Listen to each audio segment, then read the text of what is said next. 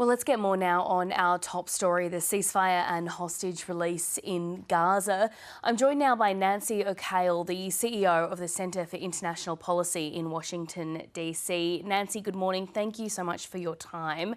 We've been seeing this morning some pretty incredible pictures coming out of the Middle East. Those first 3 hostages released from Gaza. We've got the first release of prisoners in Israel.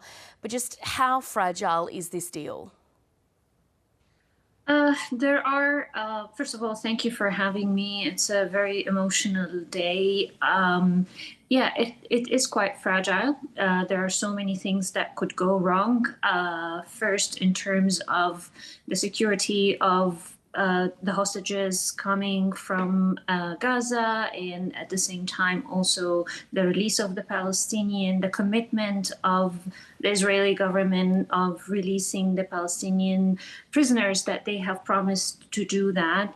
At the same time also there are some concerns about whether the amount of humanitarian aid that is supposed to go in from Rafah, from Egypt, is going to be delivered as promised. I mean, as many people know, that over the past period, there was also only 40 trucks that were allowed in Gaza, and that's like way less than the bare minimum. If we know that before October 7th, there were 600 trucks that used to go in every day.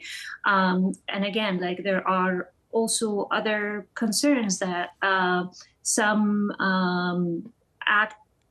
lone actors who would have some violent acts on either side and blow up the whole deal. So it's not as stable as we think. However, we think that there are possibilities that not only that the ceasefire would hold, that this would be a way forward towards a complete ceasefire and end of the war. You're talking about the aid need there. Do you think we have an accurate enough idea at the moment of how much aid is needed in Gaza? We know there are supposed to be hundreds of trucks to be allowed in. Are you confident that they'll be able to go ahead and operate as needed? Again, that's the promise, and these are the terms of the deal.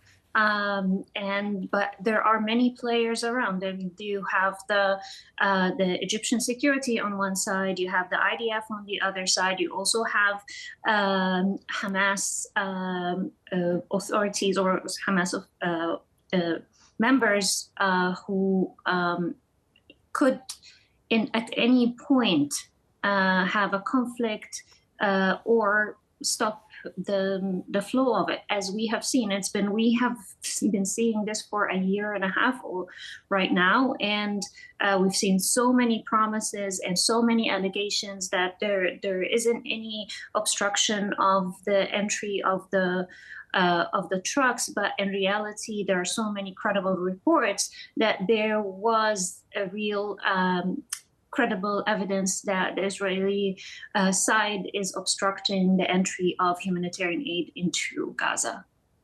The pictures that we're seeing today are, of course, only the beginning of the first phase of this deal. Are you confident that the next planned releases of hostages and prisoners will go ahead?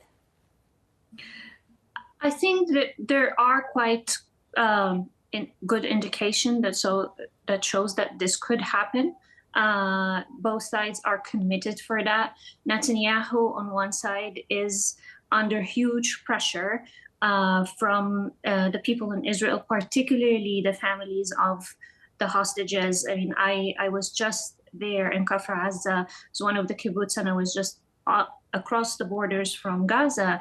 And while people are mourning the loss of those who were in the kibbutz and worried about the hostages, and at the same time we're standing there and hearing the bombs on the other side, and they know very well that these bombs may be falling over hostages that at this point have been alive but might have died in one of those bombs. So everyone is so keen. Of course, again, like, there's also a lot to say about the value, human value, because I mean, at least people on the other side are known, their names are known, they have people writing about them. Where on the other side, I mean, you have thousands of people dying. We don't even know their names. We can't even reach their bodies. So the discrepancy in the human value is stark, and that's why this time the ceasefire is not a celebratory